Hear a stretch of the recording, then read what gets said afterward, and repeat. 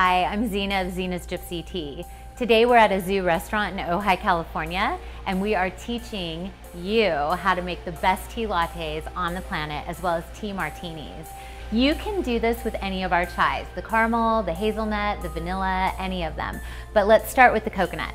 So what I'm gonna do is I'm gonna take a sachet out of our tin, and if you're doing this at home, all you do is you steep a sachet in about half the amount of water as you normally would use. So here's the at-home version of the recipe.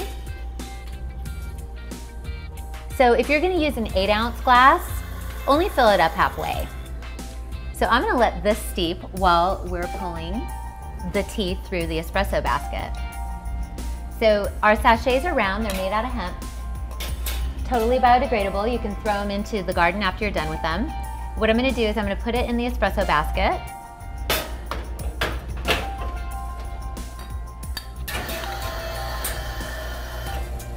I'm gonna run this as a single shot. See the rich color of the tea? It extracts beautifully. So you've got your tea concentrate. Now what you're gonna do is you're gonna take milk. You can use either coconut milk, soy milk, cow's milk. We're gonna foam this and get a nice foam. If you're using a temperature gauge, go to about 185. So you get that nice sound. Sounds great. So then what I'm gonna do is I'm gonna take a spoon and the cup. Oop, I'm gonna actually put it down here.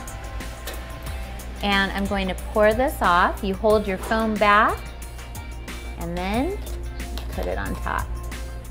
So what you get here is a tea latte, and you can add a sprinkle of nutmeg or cinnamon on top and then serve it to your guests, or as a treat to yourself. Speeds up metabolism, regenerates the cells, and puts you in a great mood, and it happens to be delicious.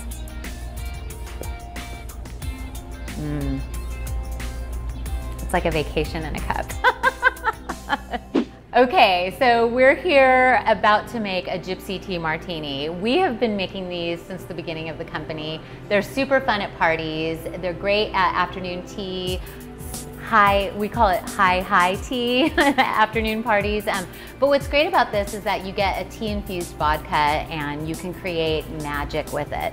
So what we've done is we've used a couple bags of the coconut chai in about, I would say, 12 to 18 ounces of vodka, and it infused for at least 2 hours. Then you take the sachets out, or you can leave it in depending on how strongly you want your tea flavor.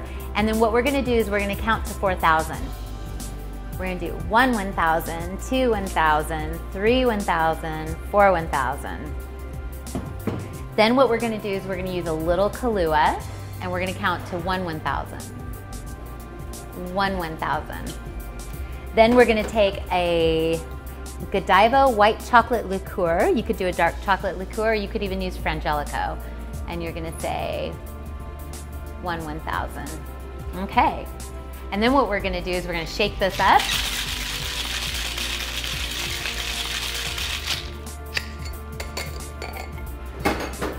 We're gonna take our handy dandy little strainer. We're gonna pour it into the glass. Yum, and we've got ice crystals on the top, which is the sign of a very cold, very good martini.